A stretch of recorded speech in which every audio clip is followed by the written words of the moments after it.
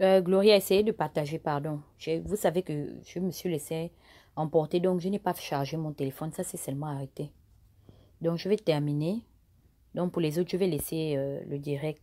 Non, non, c'est moi-même. En fait, je ne me suis pas rendu compte que le téléphone n'avait plus de batterie. Donc, ça, c'est seulement arrêté un genre là. Au lieu même de m'avertir, comme d'habitude, ça me dit que la batterie est à 5% ou bien 1%. Donc, je disais que petit 7, donc plutôt 7 petit b, il disait même avec la majorité à l'Assemblée nationale, l'opposition n'aurait pas pu destituer Ali. L'Assemblée nationale n'a pas ce pouvoir au Gabon. Cependant, les gens sont morts en 2016, mais beaucoup sont restés en vie. Il y a des lois injustes, des enfants à scolariser, des cantons à changer, un peuple à éduquer, les législatives représentaient un bon moyen. Numéro 8, le boycott des législatives est impossible au Gabon.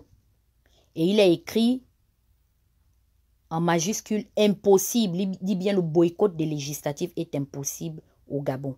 Ceux qui regardent le mouvement des populations depuis le début de la campagne s'en sont rendus compte. Pourquoi? Parce que tout simplement, je vous ai dit que l'opposition n'a pas eu un bastion électoral au Gabon. C'est les PDGistes qui sont enrôlés et c'est les PDGistes qui votent. Donc, si l'élu local là, leur fait comment on appelle ça, les énerve, ils vont aller voter. Maintenant, devant aussi, ils ont un ennemi, c'est la tour de Pise, donc le système institutionnel. Donc, au numéro 9, il dit « Beaucoup iront aux élections pour manger ». D'ailleurs, qu'est-ce que vous croyez? Nombreux soutiens politiques de Ping l'ont suivi parce qu'ils avaient pressenti le changement. Et en cas de changement d'administration, ils auraient été dans le bon camp. L'intérêt guide l'esprit. Cependant, beaucoup d'autres iront parce qu'il faut faire quelque chose. Rester sans rien faire n'est pas une option. Est-ce que vous comprenez? Parce que voilà le véritable problème aujourd'hui. Rester sans rien faire n'est pas une option. Ne vous laissez pas tromper par ceux qui pensent qu'ils ont boycotté. Il n'y a aucun boycott. On ne peut pas boycotter, ou du moins on n'a plus la possibilité de boycotter. Pourquoi? Parce que nous sommes allés à l'élection de 2016 face à lui. On a accepté malgré les conditions qu'on avait. Face à nous, on a accepté d'aller quand même dans ces conditions-là. Il dit numéro 10, ce n'est pas avec des plans boiteux, rafistolés, improvisés que l'on va destituer le PDG. Le PDG joue à domicile avec ses propres règles qu'il change à loisir pour son propre intérêt. Pour réussir, il faut établir les plans sur 2, 3, 4, voire 5 ans. On doit maîtriser leur jeu et les battre. Il dit en conclusion, le tableau est noir. Il faut faire quelque chose. Rester assis chez soi à critiquer toutes les mesures ministérielles ou présidentielles ne font pas de toi un vrai résistant. Juste le commentateur de l'actu. Parce qu'un vrai résistant agit souvent dans l'ombre à son niveau, quitte à endosser le maillot de l'impopularité des siens, pas forcément pour avoir eu tort d'avoir raison trop tôt, mais surtout pour avoir changé la manière de se battre. C'est la même chose que j'ai dit à notre fils et frère Aubameyang, de ne pas fouiller la fédération. Non, mais de se donner les moyens de pouvoir la changer. C'est ça aussi son combat là-bas, au niveau de la fédération, dans l'art des loisirs, qu'est le football. Donc nous allons nous quitter sur ce texte. J'ai parlé plus d'une heure de temps. Les gens ont écouté. Je pense qu'il est souhaitable que chacun de nous fasse preuve de responsabilité. Tous ceux qui vont rire de l'échec, parce que moi je n'ai pas ri de l'échec de 2016. Ça m'a fait mal parce que je les avais avertis qu'en allant dans ce sens-là, nous allons échouer. J'ai pressenti cette défaite-là de la part du système en place parce que j'ai compris que le PDG joue à domicile. Les envoyer voter, c'est jouer à domicile parce qu'ils ont un bastion électoral. Et c'est eux qui fixent les règles. Donc, j'avais déjà compris ça. Mais les gens ont voulu en faire à leur guise. Aujourd'hui, ils ont échoué. Ils sont dans l'incapacité de venir assumer leurs responsabilités. Et j'ai vu que d'autres personnes veulent commencer ça. les gars de l'Union nationale, laissez les Gabonais tranquilles. Les Gabonais ne vous ont jamais voté. Les Gabonais vous ont toléré.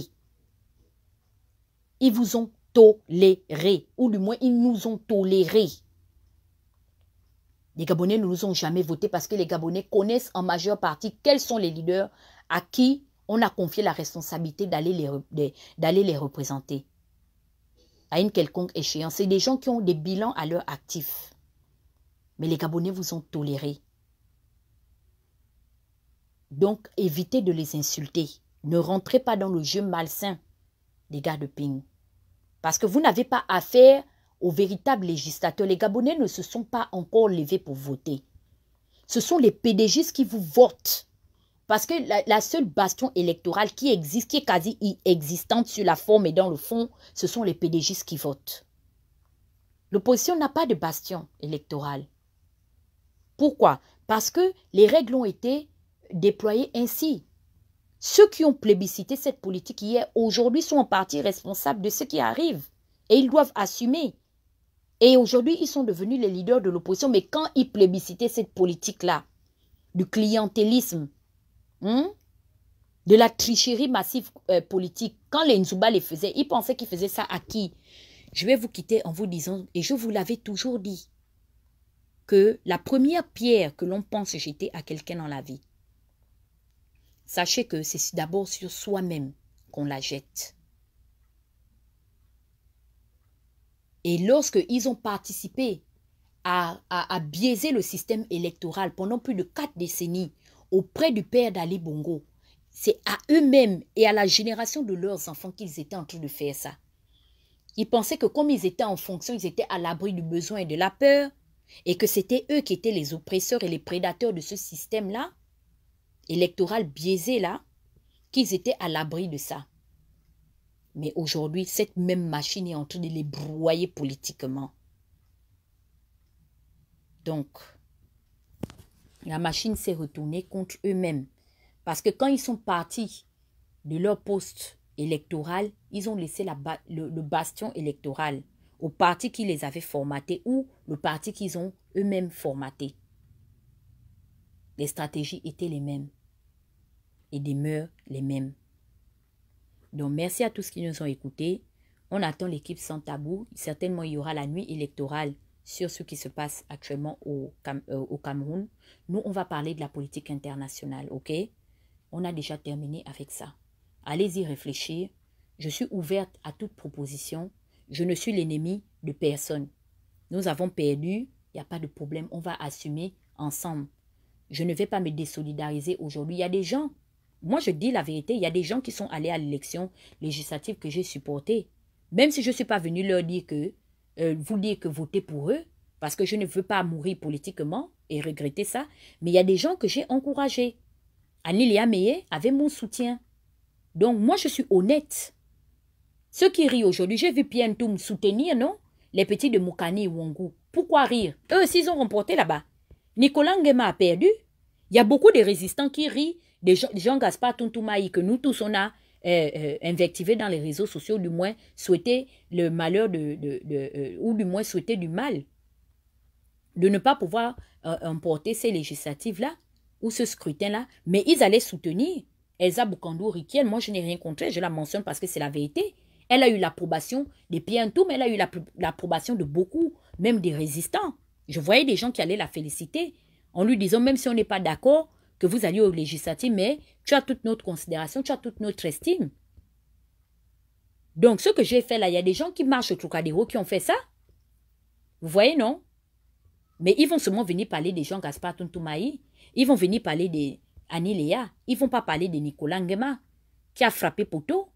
Le fils de Oué, il s'est présenté, non? Il a gagné. Jusqu'à présent, je n'ai pas encore les résultats. Comment il s'appelle? J'ai même appris que Jeff Blancpain a eu 0 voix.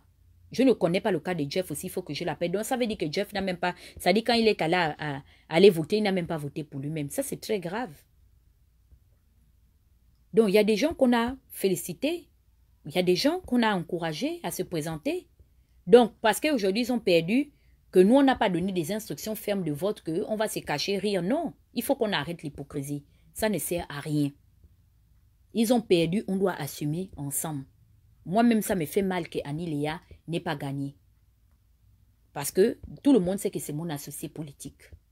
Du moins, on est unanime sur le fait que dans les réseaux sociaux, elle et moi, on a les adversaires communs. Parce que vous n'êtes pas nos ennemis. On ne vous gère pas. Donc, soyons responsables. On a perdu, assumons. C'est-à-dire qu'il faudrait qu'on ait l'élégance d'assumer nos erreurs. Et c'est ce que les gens n'ont pas. On a perdu, on a perdu. On a joué dans un jeu où le PDG lui-même fixe ses règles. Donc, on doit fermer nos bouches et réfléchir à ce qu'on pourra développer de manière efficace. Merci de m'avoir écouté. Je rends l'antenne à Sans Tabou. Rod, si tu veux faire partie des chroniqueurs, je ne sais pas tout à l'heure, ou bien tu veux que je te donne la page, tu viens, vous nous faites la nuit électorale, nous on veut rire. Nous allons nous déporter du côté de Douala, de Yaoundé. Tapez Kerel Kongosa. Kerel Kongosa, c'est le Info Kingele du Cameroun. Si vous voulez aller provoquer les Camers, mais faites très attention, allez en FP. Si vous voulez aller rire des Camerounais, allez-y sur Kerel Kongosa.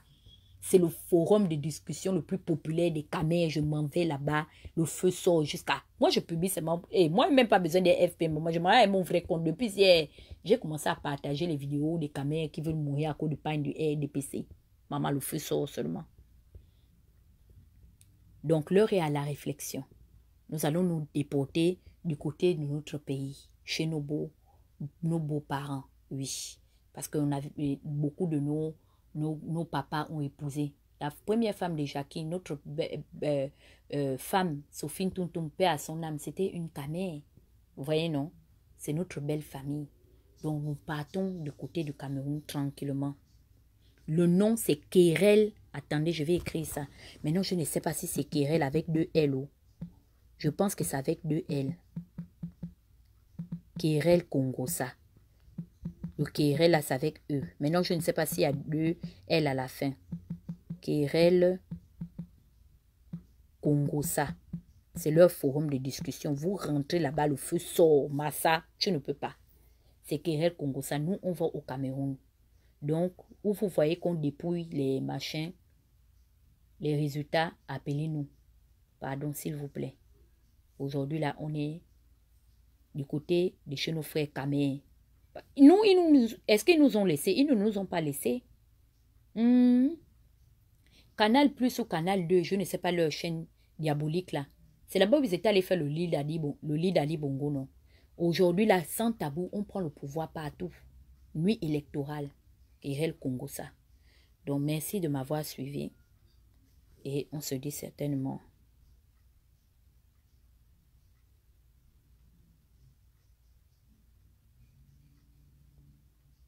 Yeah, on doit aller soutenir le candidat, comment on appelle ça, divin.